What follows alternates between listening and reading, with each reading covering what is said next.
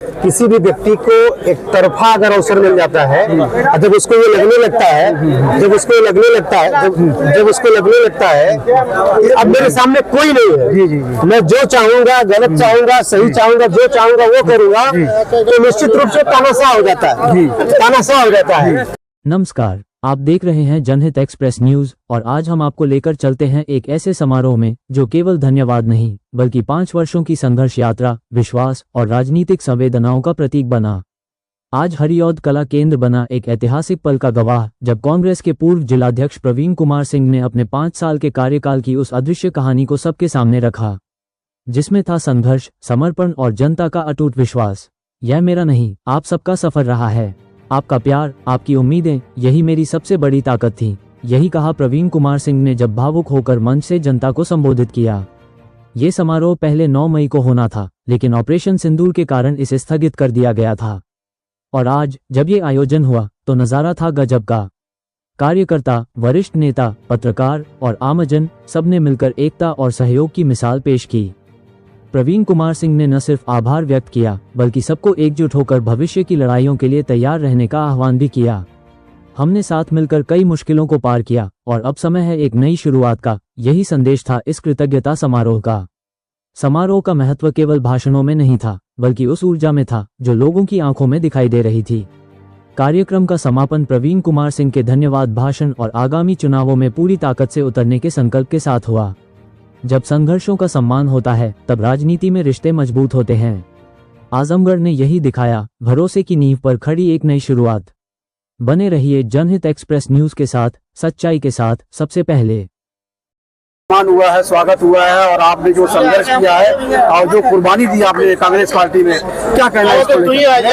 नहीं, हमारा सम्मान नहीं हुआ। हमने कार्यकर्ताओं का, पत्रकारों का के सम्मान में आयोजन किया था। कृतज्ञता समारोह का उद्देश्य था कि विगत 5 वर्षों में परिस्थितियां मेरे अनुकूल नहीं थी और मैं अध्यक्ष बना और अध्यक्ष बनने के बाद कांग्रेस के कार्यकर्ताओं ने, पत्रकारों ने, जिले के बुद्धिजीवियों ने और लोगों ने, जिन लोगों ने मेरे सहयोग में मेरे साथ कदम से कदम मिलाकर चलने का काम किया, जिन लोगों ने हमको साहस प्रदान किया, निश्चित रूप से मुझे लगता था कि मेरे पास अब कोई अवसर नहीं बचता कि मैं उन लोगों को बुला सकूं। यही एकमात्र अवसर था जिस अवसर बुला करके मैं कह सकूं कि अगर आप न होते तो मैं चल न पाता।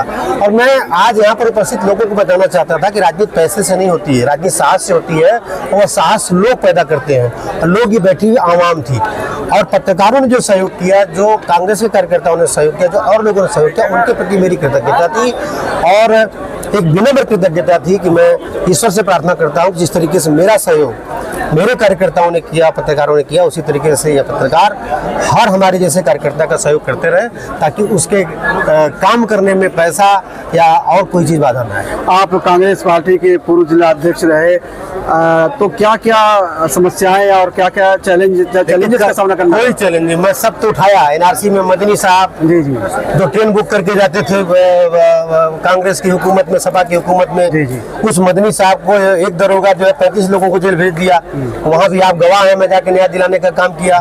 मैं गया एनआरसी के मामले में जो रेट पड़ रहे थे, मुसलमानों को परेशान किया जा रहा था, उसी घटना के बाद आजमगढ़ जनपद के किसी कोने में और सब देश में एनआरसी के मामले में लोगों का शोषण बंद हो गया। वही घटना थी मेरियागंज। उसके बाद पलिया का मामला ले लीजिए, इतिहास की पहली ऐसी घटना है कि मकान गिराया जाता हो, गिराया जाने के बाद बनवाया जाता हो, प्लस 40 लाख रुपया अनअकाउंटेबल हर थाने से चंदा लगा करके उस पासी परिवार को दिया। पहली घटना है आजमगढ़ जनपद में। प्रदेश का कोई नेता करके दिखा दे तो आप कहिएगा कि हाँ प्रवीण सिंह गलत कर रहे हैं। तो आपका जीवन सुनिए, अभी देखिए कन्हैया कुमार राव है, गोधौरा गांव इनका पूरा बहुत बड़ा गांव है।